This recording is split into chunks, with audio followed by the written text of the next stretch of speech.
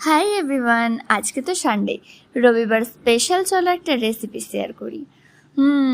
চিনতে পারছো তো এগুলো কি? হ্যাঁ, ঠিকই চিনেছ। চালতা। চালতা এখন খুব একটা না খেলেও আমরা প্রায় প্রত্যেকেই স্কুলে টিফিনের পরে চালতা কিনে খুব খেয়েছি। সেই সমস্ত গোল্ডেন ডেজগুলো কাজ ফিরে পেতাম। ফিরে পাওয়া না গেলেও সুন্দর স্মৃতি হিসেবে সারা জীবন মনের মণিকোঠায় থেকে যাক। সেই চালতার আচারের টেস্ট একটু দুধের স্বাদ ঘোলে মেটানো যাক। তবে এই রেসিপিটাও কিন্তু বেশ স্বাদের। ভিডিওটা শেষে তোমরাও ট্রাই করতে পারো, অবশ্য যারা চালতা খেতে ভালোবাসো। এই টক ঝাল মিষ্টি চালতার আচার করতে প্রথমেই চালতাগুলো সরু সরু করে কেটে ভালো করে ধুয়ে সেদ্ধ করে নিতে হবে বেশ কিছুক্ষণ।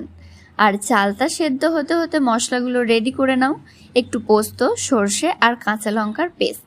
আমি এখানে সর্ষের পাউডার ব্যবহার করেছি।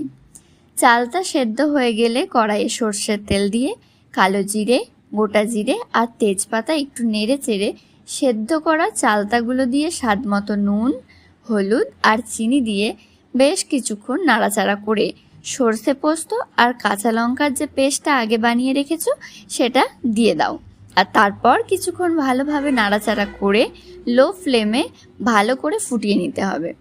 ফুটিয়ে নেওয়ার পর নামিয়ে নিয়ে ঠান্ডা হয়ে গেলেই সার্ভ করো টক ঝাল মিষ্টি চালতার আচার।